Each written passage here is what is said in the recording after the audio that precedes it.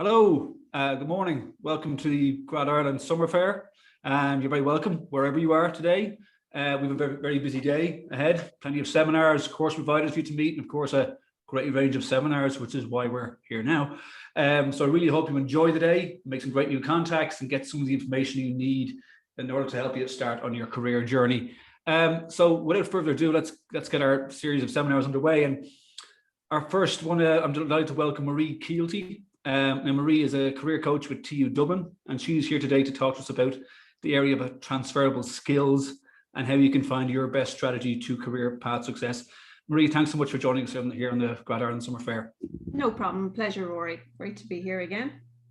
Yeah, listen, it's an area, I suppose, that people hear a lot about, the whole area of skills building, hard skills, soft skills. Now we have transferable skills, which I suppose, obviously encompasses both. If you had to sum up in a tweet what transferable skills are, how would you maybe do it? Or if you were sitting on a plane beside someone and you had to make a quick summation of it, what is a transferable skill? Yeah, great. I'm glad you changed from the tweet, because that would have to be really short. Yeah, of course, there's an awful lot of terms being bandied around, but transferable skills, if you just think about it, it's skills that would transfer from situation to situation. So obviously many of our students and our impending graduates may have had part-time jobs along the way. So if you've worked in Dunnes Stores, or if you've worked in a bar, or whatever the position is, your typical part-time job, inevitably you would be dealing with customers, you might be handling cash, you'd have to organize your time. So there are certain skills that would transfer from situations. So it doesn't matter whether it's Dunnes Stores or a bar or a restaurant or in a garage, you still have to communicate, like I have to communicate with you this morning, Rory. So it's the communication, the conversational skills, the organizational skills, time management skills. So all of those, what we would call basic skills, but I guess they're only basic if you have them. But no matter what the work environment, they transfer from one situation to the other. So, and they're a really good set of skills. It's not defined, so there can be many of them. And obviously, the more transferable skills you have, the better from an employer's point of view, because you have more to market, you have more to sell. Okay, and so if you're in an interview situation and you're talking to an employer, to be aware of the difference between your core skills and how you display those, and skills that you've learned that may be suitable for this role.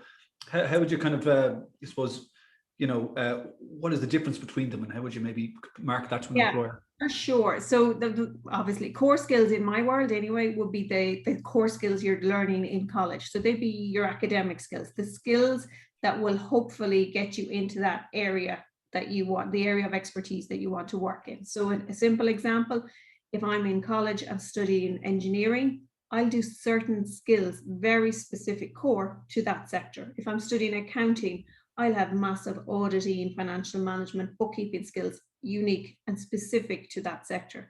But you will also build those other skills on the side. The reasons we get all of these projects and presentations and the group work is to build those transferable skills, but implicit within that will be the core skills that are discipline specific. So if I'm doing science, I'm in the lab, I'm doing experiments, I'm using equipment specific to science, to the biology, to the chemistry. You're in college, Rory, and you're doing accountancy, you're doing very specific skills to that discipline. So that's what I would see as the core skills. They're the marketable ones. So when you want to apply for those graduate jobs, they'll be the core skills that you will meet, but you will also bring, hopefully in your back pocket and your front pocket, those transferable skills, and it's getting all of those together leads to the employability factor. I see. Thanks very much, Maria. Now that we've got some sort of a foothold in what transferable skills are, if anyone who's joining us here on the session today, you'll see a poll there on the platform, which you can kind of identify.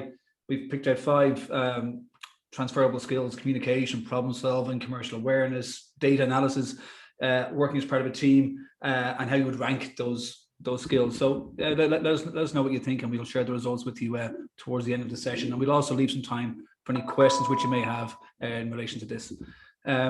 So I suppose from what we've learned so far is that if you take care of the core skills, the transferable skills will take care of themselves because they come as part of your core skills learning. Yeah, but also you will acquire those transferable skills from your part-time jobs, from your Okay, hobbies and interests. So it's slightly beyond the core skills. The core skills are essentially within your academic hub or environment, whereas the sure. transferable skills can be picked up and developed through your hobbies and interests, through your clubs and societies, through that football game, the rugby training, the leadership skills, the diligence, the resilience that we've all been tested on in the last 15 or 16 months. Sure. So yeah, so there are multiple ways. And the way I would often describe it to students is even when you're thinking of skills, forget transferable, forget core skills, just think of skills. I think of a three-legged stool. Your academic skills, your educational course, that's your core. Then your second one will be those transferable skills from the part-time jobs, the summer experience, the work placement, any insight days you might do with companies. Even if you had a week's work experience in the summer, anything in a real life work setting adds to that. And the third leg on that stool are your hobbies, your interests, you, the personal you. Every employer wants to know, what makes me tick? What do I do for fun? Like, I don't want to be a total bookworm, a total academic, and no time for engagement, no time for fun, no time to develop those skills. It's that lovely combination, the mix of all three, that creates the richness. And that's what a really good, strong graduate or student will bring to an interview. It's examples then where you can confirm those skills and kind of back them up with examples, and that will be preparing you then for the likes of the competency-based questions. So I could tell you this morning, Maury, excellent team working skills, highly motivated, excellent organizational and problem solving skills. You're going to say to me, okay, that's fantastic, Marie. Tell me about a time when you've had to work in a team. And I will have an example from my work experience or from college, from one of those three areas where I can back that up, where I can prove it, and I can outline to you, a really nice worked example of those team working skills. And that's the evidence that an employer is looking for. So it's one thing to say it, but the proof of the pudding is to back that up. Okay. I mean, we always talk about planning when it comes to your career, starting your career on the right foot. Doing your preparation, doing your research. But when planning comes to skills can sound a bit difficult to people because they're thinking, well, how can I become really good at a skill that I may not be inherently good at? Okay. But I suppose when it comes to transferable skills, these are skills that you have already acquired. So how important is it to plan how you, I suppose what I'm trying to say is, when it comes to skills, how important is it to plan what skills will apply to the area that you want to work in and how to hone those skills? Yeah, okay, great. So really do your research, okay? And we might take a step before that even. Sure. What if I don't even know what I want to do? So Okay. I could be studying business studies or science. I may want to work in the respective discipline, but I may not. So a little bit of reflection and soul searching. Don't forget, and I'm sure you can give me better stats than I have, but isn't it something like 7 out of 10 graduate jobs? It doesn't matter what the discipline is. Like most employers, it's the skills, it's the person. It's not how much I know about psychology or arts or French. It's the skills I have developed on that academic journey. So in terms of the transferable skills and career planning, and particularly now, I think almost post-COVID, we're not quite there, but we're hopefully well on the way. All of the employment opportunities are changing, and the opening up of hybrid possibilities and remote, the reliance maybe on technology. The mix has become a lot more varied, and the potential has become a lot more varied. But how, as a fresh or new graduate coming out, how are you meant to know what skills you're meant to have? Mm-hmm. And I'll answer that in a second. But for first years potentially coming in, or first years that have just finished college, they will likely go into a career that has not yet been invented. How mad is that? Right? So really, rather than preparing to be reactive, we need to be proactive, and we need to look and think about the different types of opportunities that you like to do. So back to basics, have a good long soul search for everyone's self, right? Think about, what are the things you like? What were the modules you liked in college? Not so much the content, the module. And what was it about the modules that you liked? Was it the reading? Was it the analyzing? Was it shortening it, condensing it? Was it the analysis piece? Was it the detail, the attention to detail? What were the modules you despised? What ones did you not like, and why? Was it too theoretical? Was it too organized? Do you like to be more creative? So, really ask yourself those questions. And there are some online supports, where you can do skills audits and things like that. Literally go into Google and do it. On the Prospects website, there's a career skill planner. These are free to do. Go to your career service and they will give you some of these resources, or, give you the links to them. But, be aware that there are always opportunities to reflect. And then from that, kind of create a plan. Think about the last time you bought yourself a mobile phone. How long did you spend researching it? The last time we had the luxury of booking a holiday, you research Spain, Portugal, what types of accommodation. You spent ages doing it. You need to now devote that time to preparing for that first graduate role.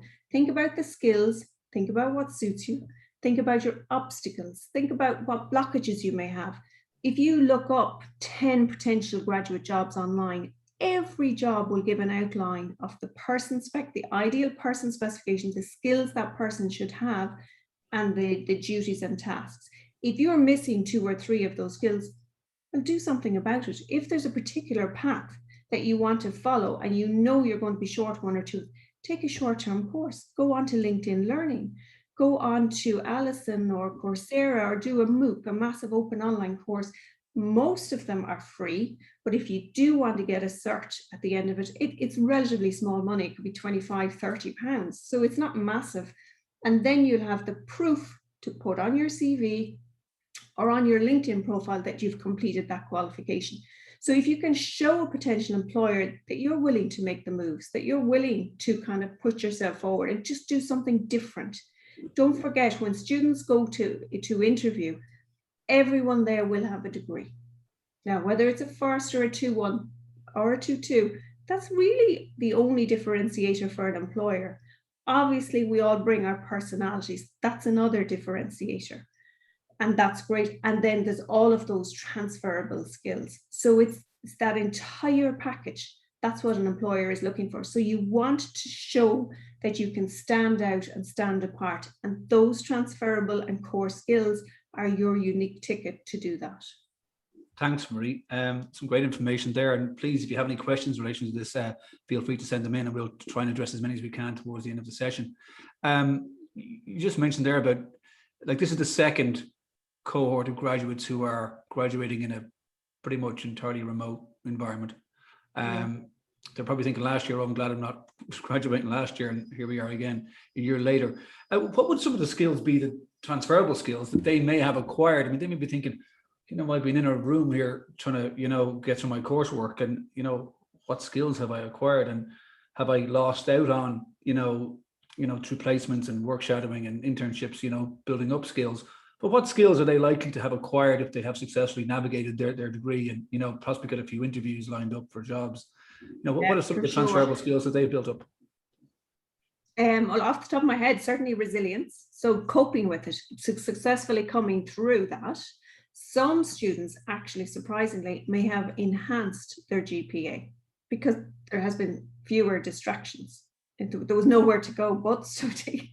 So, and an employer will see that. There's evidence of that from first year into second year into third year may have been the first summer and now fourth year. So, that could be a positive spin-off, but also in terms of a more transferable skill, something like maybe independent learning, standing on your own 2 feet, coping mechanisms you used. What about all of the digital platforms we've all been exposed to? Teams, Zoom, my God, hop in, hop out, you name it. There are so many different things that we've been exposed to at a digital level. Even obviously from a student's point of view, they've had to do 2, if they're semesterized, which many are, probably 4 sets of exams at this stage online. Imagine having the pressure of making sure my broadband doesn't collapse, connections are there. There's a huge responsibility within that. So coping with that, the responsibility of it, the digital skills, the resilience, there's 4 or 5 straight off. And some students, you just mentioned that maybe they, missed out on work placements or summer jobs last summer because we were right in the thick of it. But maybe those students went off and did something. Maybe they started to up their language skills, or there could have been other technologies or other skills they developed online. And it's if you can show evidence of that and using your time constructively. Or it might have been, I don't know, building an aeroplane in your garage, something bizarre that you wouldn't normally have done, but it's a skill. If you're a mechanical engineer and you did something like that, that's a great story to tell. Sure. And, I was only talking about this last week in relation to an article that it's a great achievement for the graduates as well to have navigated what they've had to navigate, and, to come out the other side. And we're fortunate to have them then coming into the workforce and helping us get the country back when running to full tilt, I suppose. Absolutely. Absolutely.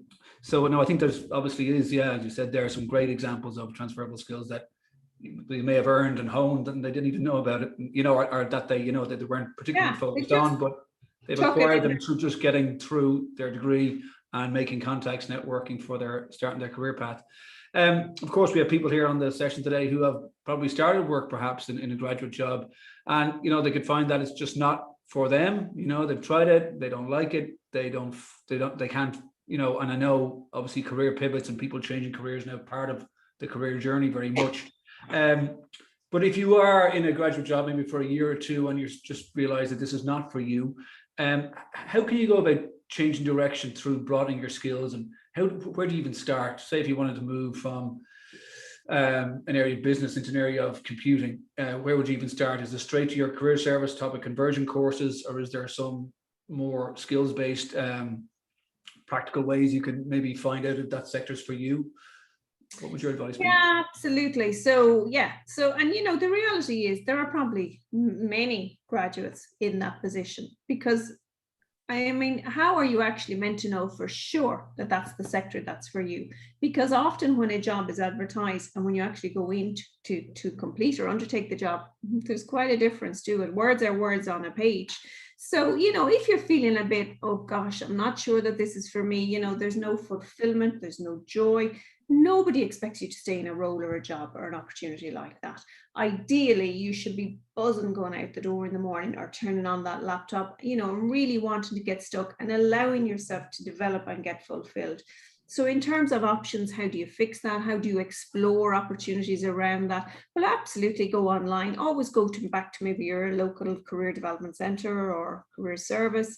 They all have pretty good websites at this stage because we've all had to transfer a lot of information online.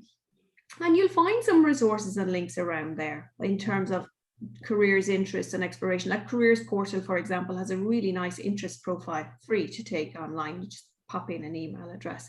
That can allow you to match your interests and be honest, obviously. So when you're doing that, you need to be honest with your information. You don't want to tailor it because I want to do such and such a thing. So you really have to open your heart and be honest.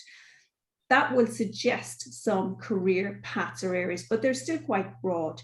Then I would suggest you do a little bit of online searching through Grad Ireland, through other job searches, and just see what types of roles are boxed around those categories, what types of skills they're looking for. Are you short on those skills? Do you have them all? If you're short on those skills, what can you do about it?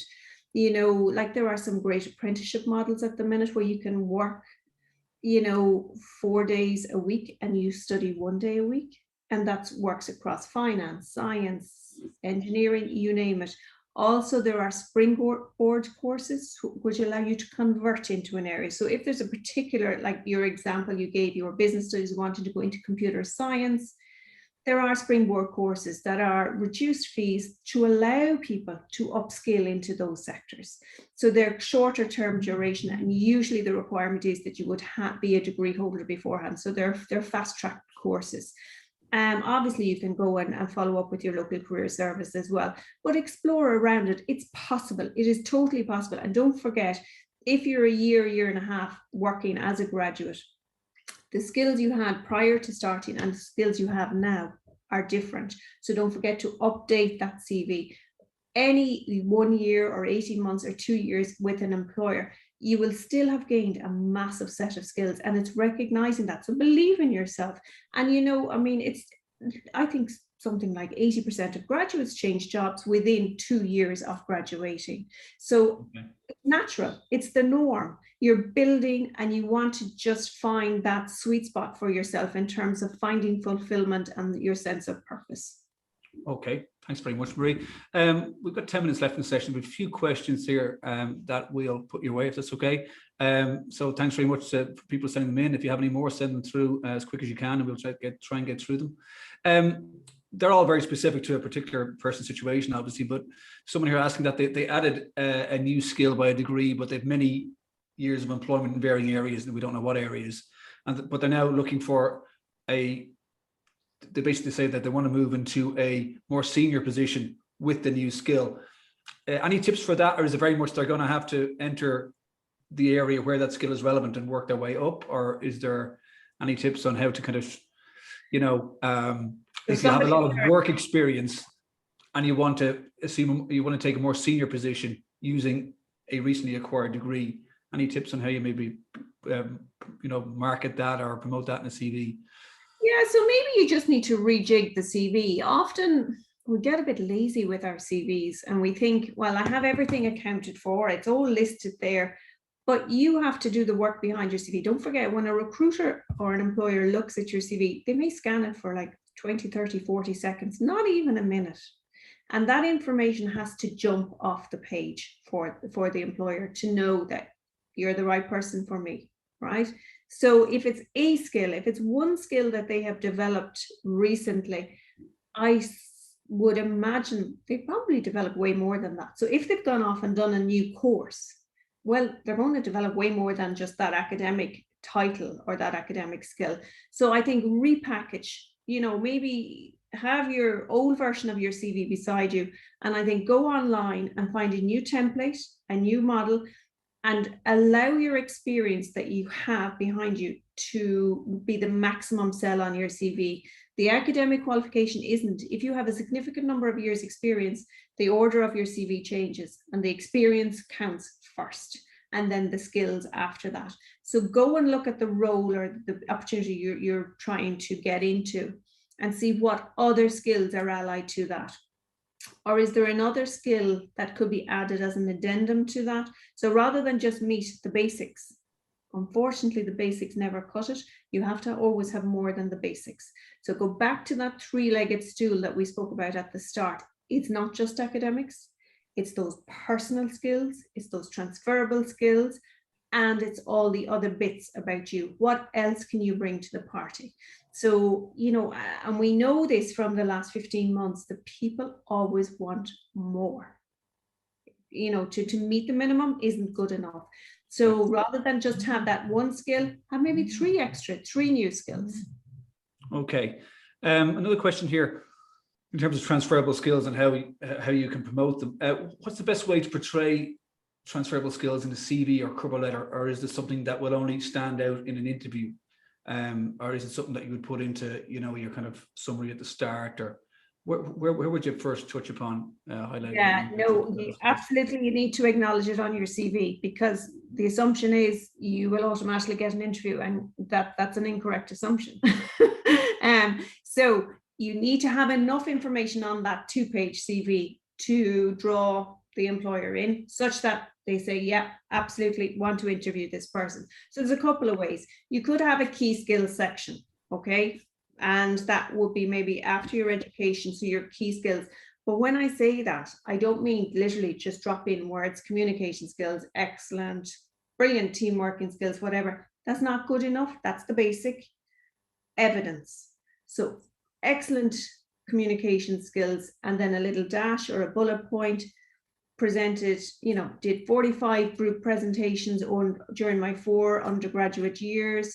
Oral, it's not just the verbal communications, it's the oral, that's your presentations, your written communication skills, you know what I mean? So package the whole lot. You may have done a significant project or a piece of research, so you had to write up a dissertation, so there's your writing skills.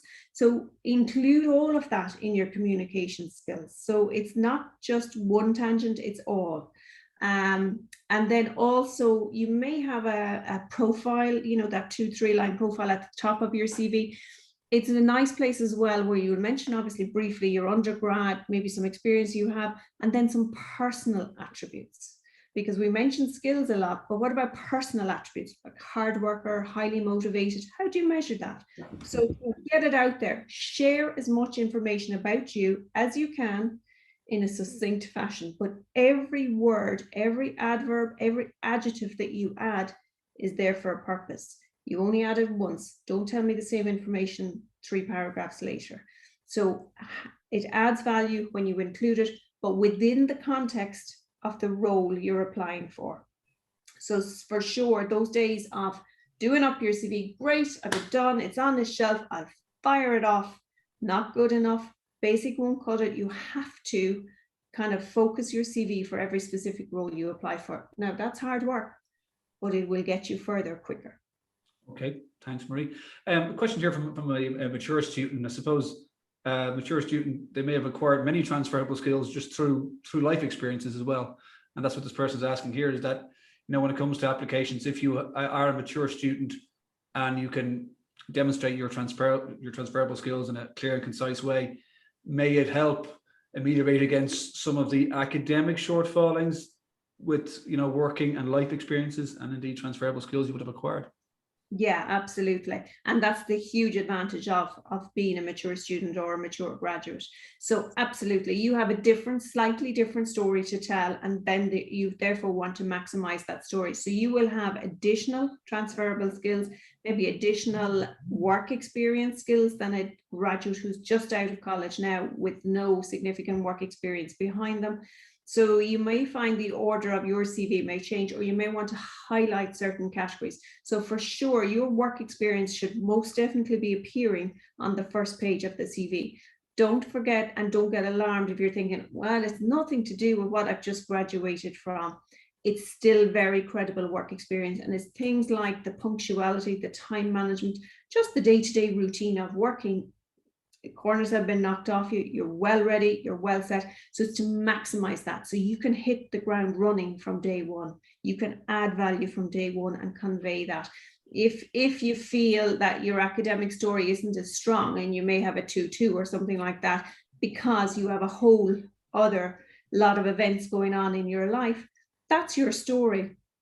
One will outweigh the other. It's how you package that information. But by all means, include all of those transferable skills or skills you would have acquired from your previous employments as well. Absolutely. And prioritize them. Sure. I think, you know, you've touched on several things there, which basically all come back to communication. You talked about presentations, oral, verbal, things, just talking there about how you kind of package yourself, I suppose, in terms of, and you know, as we asked there, of the top 5 skills, and the people here in the session today voted communications as the most important transferable skill. And well, I hope that's something that you would, you know, that you would agree with, that it is 100%. Yeah. It's actually the number 1 skill. Yeah. Of, like, no matter what employer, and I'm sure Rory, you as an employer as well, you know, I could have a first-class honours degree and I could be applying to you for a job, but if I cannot communicate clearly to you that how I've managed to get that, it's not happening. And it's also then kind of the likability, the attitude. Do I look like I want to be there? You know, and they're things you can control. But the transferable skills, you know, the communication skills, yeah, you can actually work on it. Of course, you can develop it.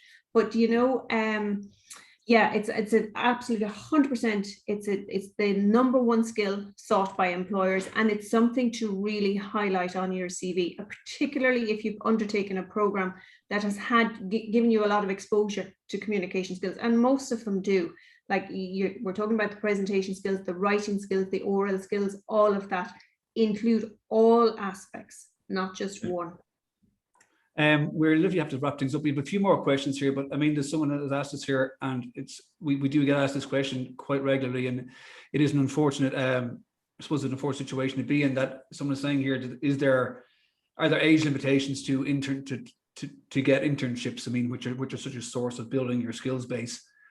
I know there is no there is no age limit specified, and nor should there be, and that's protected under the Workplace Rights Act. So there is no age limitations, no. But unfortunately, we do encounter ageism in the workplace still.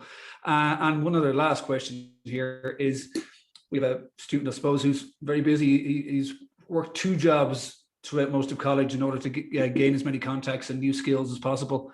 And he's wondering, like, should I try and continue that sort of trend or habit after you graduate? But I suppose that would be something that may not be a great idea if you're taking on a graduate program. But just wondering how, when you become so accustomed to building your network, building your skills, at what point do you have to maybe just focus on one opportunity and try and make the best of it? Yeah, well, initially when you started that, I was assuming, okay, he or she has had to work 2 jobs to put themselves through college. And sometimes students do that. And that is a hugely... Or perhaps they are as well, I'm not sure. Maybe, yeah, we're not sure. And perhaps if that is the case, then that is a story you have to highlight on your CV, because that shows your independence, it shows your determination, it shows your motivation, it shows your work ethic. Now, tell me what employer would not want to see those 4 attributes. So you absolutely determine that. Now, if you've worked 2 part-time jobs to develop contacts and skills, presumably those part-time jobs are in the sector that you want to go into. So absolutely, that should work for you. But really, once you start your first graduate job, you will have to focus on that, because it will be 40 hours a week plus minimum, depending on the sector. And really, if you want to give it your best shot and progress and portray yourself as best you can, you'll have to, unfortunately, just commit to the 1 job. So you'll be lucky to be on your holidays all the time, because you'll have a job. Well done. Well, listen, Marie, thank you so much for joining us here today at the Grad Ireland Summer Fair. I think it's some great advice